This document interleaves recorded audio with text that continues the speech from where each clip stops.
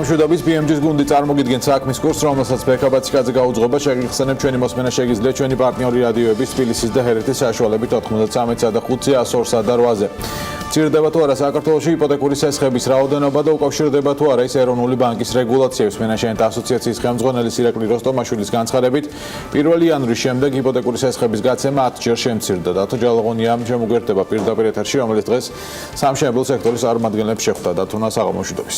საღამოშვიდობისა, მართალია თვენახევარია, რაც 2019 წელი დაიწყო, მაგრამ სამშენებლო კომპანიებმა ბანკებში გამკაცრებული დაკრედიტების პოლიტიკის პირველადი შედეგები უკვე ნახეს. შეიძლება ითქვას, რომ სამშენებლო ობიექტების ადგილმდებარეობის და მოცულობის მიხედვით ვითარება სხვადასხვაა. მაგალითად, დეველოპერი თორნიკე აბულაძე ამბობს, რომ მისი ინფორმაციით იანვარში გასული წლის ანალოგიური პერიოდის მონაცემებთან შედარებით ბინების გაყიდვები 30%-ით შემცირდა. შემთხვევით არსებული ინფორმაციის თანახმად, იმის გამო რომ ეს არ არის დაუშვათ მარტივად კომპანიაზე საუბარი, ზოგადად სექტორშიაც არის მნიშვნელოვანი შემცირება და ახლობით 30%-იანი შემცირება დაკრედიტებიდან გამომდინარე. იმის გამო რომ დღეს გართულებულია სამშენებლო ნებართვების მოძიება, ამის გამო ზოგადად ბაზარზე მაინც ძალიან დიდი მოთხოვნაა, იმიტომ რომ მიწოდება არის შემცირებული. უფრო მასშტაბურ გავლენებზე საუბრობს კიდევ ერთი სამშენებლო კომპანიის ხელმძღვანელი ბეჟან წაქაძე, აცხადებს, რომ უძრავი ქონების რეალიზაცია მკვეთრად, განსაკუთრებით გარეუბნებში შემცირდა დაახლოებით 50-დან 70%-მდე. მისი განმარტებით, აქ იპოთეკით დატვირთული ბინები უფრო მეტია, ვიდრე ქალაქის ცენტრალურ ნაწილში და ამიტომ რეალიზაციის მაჩვენებელი ყველაზე დაბალია. შემცირდა უკვე ზოგ შეუმცირდა 50%-ით, ზოგ შეუმცირდა 70%-ით, ზოგს კიდევ უფრო მეტით და ეს ძირითადად შეეხო მე ვიტყოდი რომ გარეუბნებს. დღესდღეობით ძალიან ბევრი ჩვენი პოტენციური კლიენტს უკვე აქვს ის პირველადი შესატანი, მაგრამ იმის გამო რომ ის ბანკიდან ვერ იღებს სესხს, ამიტომ ის ვერ ყიდულობს ბინას და ამან გამოიწვია ყოველივე ეს. ასე ხისტად და ერთდროულად არ უნდა მოხდარიყო. ეს რეგულაციები უნდა ყოფილიყო ეტაპ-ეტაპ, რომ ბიზნესს გაცილებით მეტი დრო ქონოდა ადაპტაციისთვის. კომერციულ ბანკებში დაკრედიტების ახალ წესებს ხადია მხოლოდ ერთი მიმართულებით არ აქვს გავლენა, რადგან ნაკლები გაყიდვები დაბალ სამშენებლო აქტივობას და შესაბამისად ნაკლებ სამუშაო ძალას, სამშენებლო მასალებზე შემცირებულ მოთხოვნას და კიდევ სხვა ფაქტორებსაც გულისხმობს. შესაბამისად მივდივართ ეკონომიკურ პოლიტიკამდე.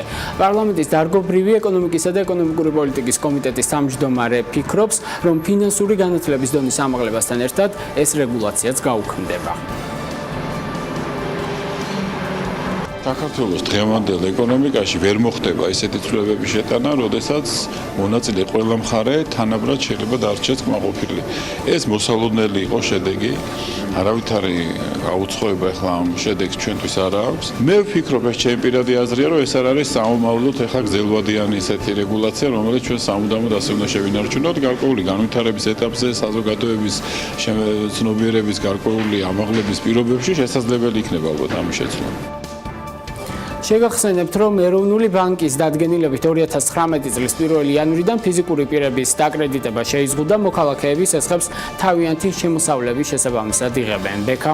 მადლობა დათო ჯალაღონიას, განვაგრძობთ ეთერს. რესტორნებსა და ღამის კლუბებს შესაძლოა ხმის ჯამყშობი აპარატურის დამონტაჟება დაევალოთ, შესაბამისი ვალდებულება ბიზნესს შესაძლოა ღამის ეკონომიკის პოლიტიკის განვითარებისა და ხმაურის რეგულაციის ფარგლებში დაეკისროს.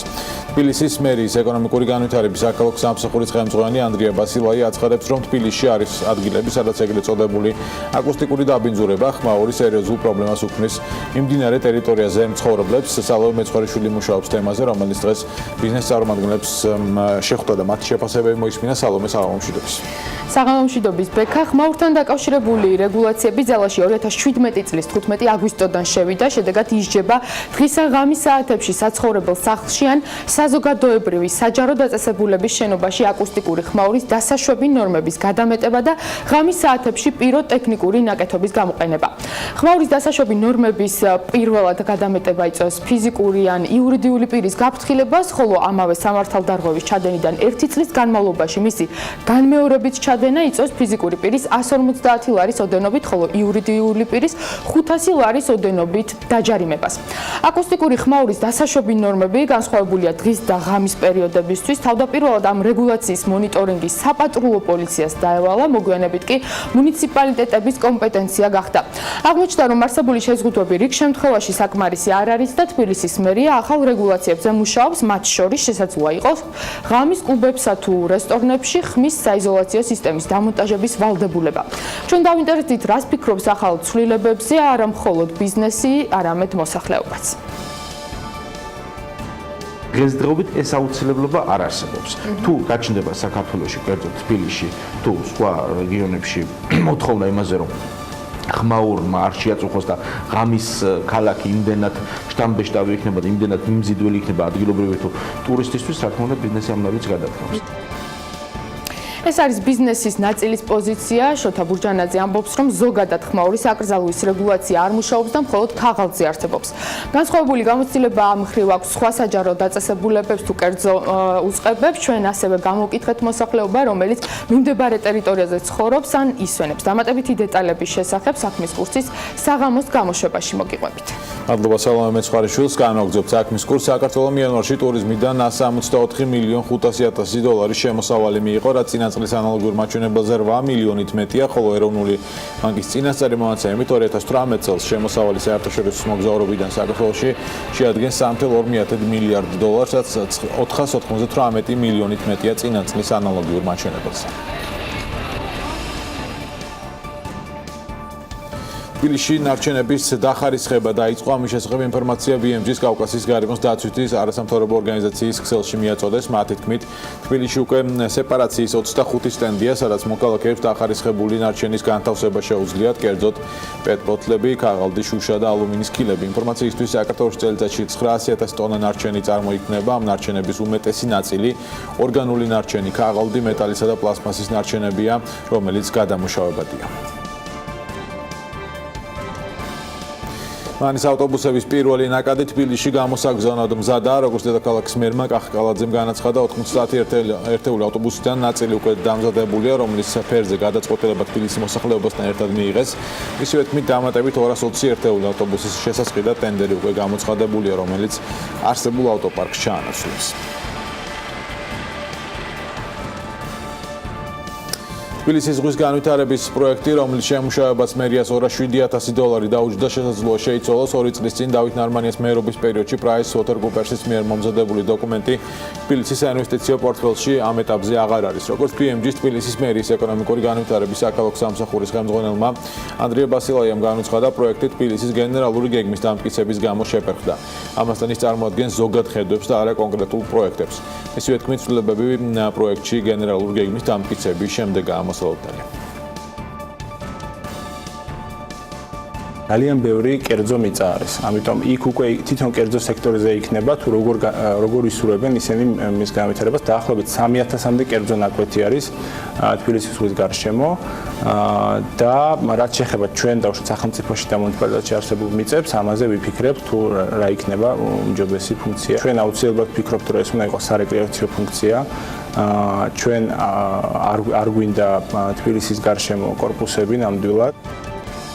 საავტომობილო გზების დეპარტამენტის ხელმძღვანელი დღეს ბიზნეს სექტორის და კონტრაქტორი კომპანიების წარმომადგენლებს შეხვდა. ირაკლი ქარსელაძე მათ ახალი ტენდერების შესახებ მიაწოდა ინფორმაცია. ეს არ არის მსგავსი ხასიათის პირველი კომუნიკაცია, რომელსაც რეგიონული განვითარების და ინფრასტრუქტურის სამინისტრო მართავს. ელენე გოგბერაშვილი ესწრებოდა შეხვედრას, რომელიც თავად მოგვაწვდის მეტი ინფორმაციას ელენეს აღმოჩნდების. ბექა დღევანდელ შეხვედრაზე 30-ზე მეტი კონტრაქტორი კომპანია იყო წარმოდგენილი, რომელთაც ჰქონდათ საშუალება წინასწარ გასცნობოდნენ იმ ტენდერებს, რომლის გამოცხადებასაც თებერვალსა და მარტში გზების დეპარტამენტი გეგმავს. ჯამში საუბარია 9 მილიარდამდე ღირებულების ტენდერებზე, რომელიც შედის როგორც გზების რეაბილიტაციის, ასევე საგზაო უსაფრთხოების, მოვლა შენახვისა და სტიქიის პრევენციის მიმართულებით პროექტები. გზების დეპარტამენტის ხელმძღვანელი ირაკლი ქარსელაძე ამბობს, რომ მხოლოდ გზების რეაბილიტაციასა და ნაპირსამარხ სამუშაოებზე უწყება დაპირებს, რომ 100 მილიონამდე ლარი დახარჯოს. ამ მომენტისთვის იდენტიფიცირებული არის 52 ტენდერი, რომლის ჯამური ღირებულება აღემატება 485 მილიონ ლარს, დაახლოებით 9 მილიარდ ლარამდე არის ამ ტენდერების ღირებულება. ხოლო მთლიანობაში პირველ კვარტალში ყველა ასე ვთქვათ გამოცხადებული ტენდერის გათვალისწინებით ღირებულება სავარაუდოდ გადააჭარბებს 600 მილიონ ლარს.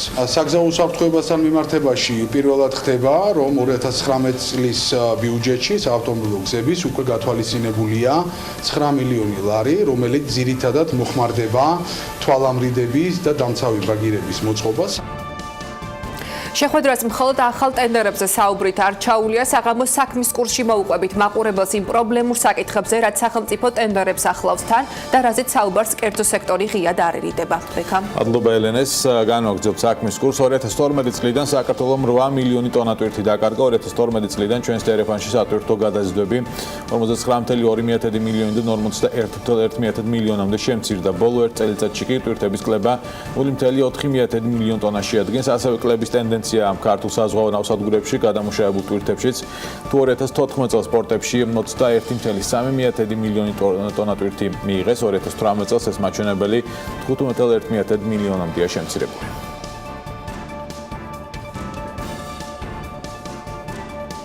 იუსტიციის მინისტრი თია წულუკიანი მიწის რეგისტრაციის რეფორმას წარმატებულს უწოდებს და აცხადებს, რომ მოქმედი სახელმწიფო სერვისების წყალობით 2016 წლის 1 აგვისტოდან დღემდე 600.000-ზე მეტმა მოქალაქემ მიწა მარტივად დაერეგისტრირა. პრემიერ-მინისტრის მომგო ბახტაძის განცხადებით კი რეფორმით ფარგლებში რეგისტრირებული მიწის ნაკვეთების ფართობი 300.000 ჰექტარზე მეტ შეადგენს.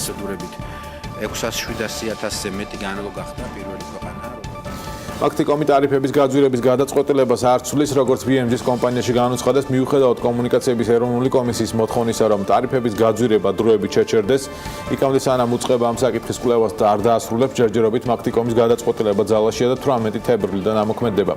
ფაქტიკომის ტარიფი ინტერნეტის ზრდის ხარჯზე ძვირდება, რადგან 18 თებერვლიდან ტარიფი მარტივი 25-30 ლარი ხდება, თუმცა მობილური ინტერნეტი 1500 მეგაბაიტი იქნება 1000 მეგაბაიტის ნაცვლად.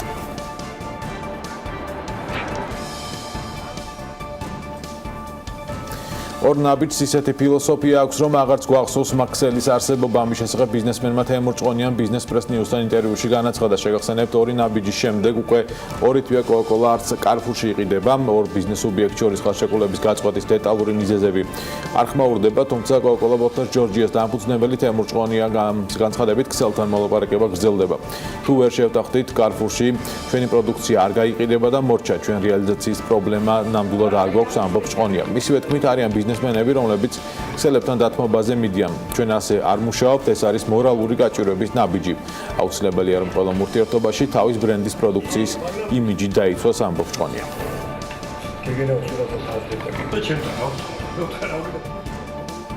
22:45 დღის შემაჯამელ გამოშვებაში გებრუნდებით ეთერში, მადლობა ყურადღებისთვის, დროებით.